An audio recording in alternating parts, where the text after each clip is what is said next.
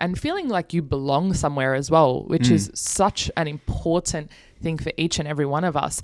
And yeah, we lost a lot of that during COVID. So it's something that I really push on my clients now. Like, please reconnect, spend time with your friends and family, go outside, do social things because you've missed out on that. Yeah. I started Brazilian Jiu-Jitsu in 2021. Oh, nice. And just what you said before, the whole, camaraderie, talking about things in your life. Like, obviously we're there to do the arts of Jiu-Jitsu and like, learn techniques and stuff. But you're like with another dude or a chick and you're like learning moves and stuff. And like in between you're talking. And I'm like, man. So nice. Yeah. Like, man, I remember I saw one of the guys from Jiu-Jitsu like down at the beach while my wife and I were walking in, and I just shouted out, I was like, Jesse! And my wife was like, what's going on? Like, who is this guy? Because like, and I didn't realize I'd like formed another friendship, and there's like kind of like brothers, you know, so nice. because working for yourself, for me, I was like face-to-face personal trainer. Then I went to online. All I would super isolating, right? Man, during COVID and even after, sometimes the only person I would see in real life was my wife. Yeah. Or my, or my fiance at the time, Yeah. But like, you've seen so many people, right? Yeah. Because you're online and you're interacting, but it just doesn't feel the same. It's not the same. Yeah. And now I have like, it feels so different. Like to have like, I'm like, I guess my friend group went from like shrinking down to like, well, I still have my solid amounts of friends, but I guess my bumps into people, the spontaneous has scene, expanded. Yeah. I'm like, oh man, like it feels nice. Yeah. And it's kind of something that you don't think about, but when you do analyze it, you're like, okay, man, I actually was very isolated before. Yeah.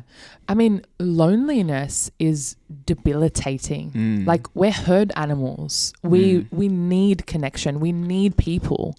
There is no this like lone wolf mentality. We were, again, going back to evolution, like we built tribes. We needed people around us to connect to feel safe with, to, draw on their strengths when we had weaknesses. And it's, again, still very important. We are continuing to evolve. We can't lose sight of how important those things innately that is for us to feel love and connection and support and belonging.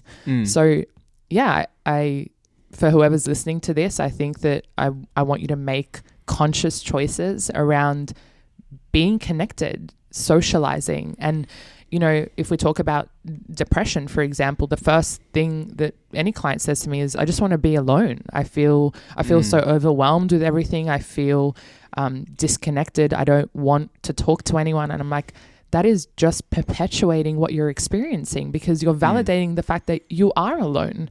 As much as you feel that you don't want to be, who do you feel safest with? And, can you just be in their physical presence? You don't even have to say anything.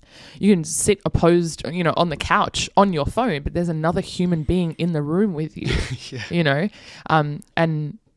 I just think it's so important. I cannot stress that enough. So on top of loneliness, what do you think personally? Obviously, you have your clients coming to you. You have your observations in the real world. What do you think contributes to people's depression? I know that's a big question. It's like, well, there's like a million things. Yeah, there's lots of variables. Like loneliness is pretty solid. Feeling not good enough, comparison, like we said, especially online. There's lots of anxiety around the timeline. What should I be doing at what stage of my life? And I don't feel like I'm there when everyone else is, which is also not the case. But again, it looks to be that way. And we're constantly looking online at everyone's highlight reel and then comparing it to our behind the scenes, and it just doesn't match up. I want to be here, but I can't be for XYZ reasons. And there's just so many variables that come into play when it's either depression or anxiety. And I think, again, it's been extremely prevalent. Yes, everyone has experienced these things in the past. And again, I use the word everyone. I don't actually mean everyone. Lots of people.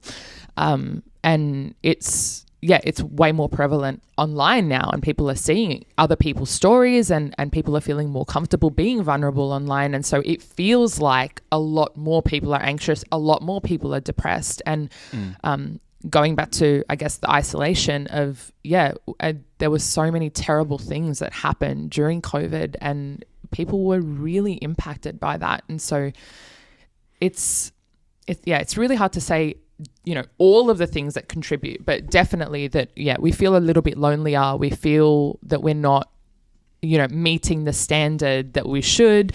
We're comparing ourselves to other people. We're not, you know, rich and famous and, you know, shredded and have this car and go on these holidays, et cetera, et cetera. And that feels, we feel pretty flat about it.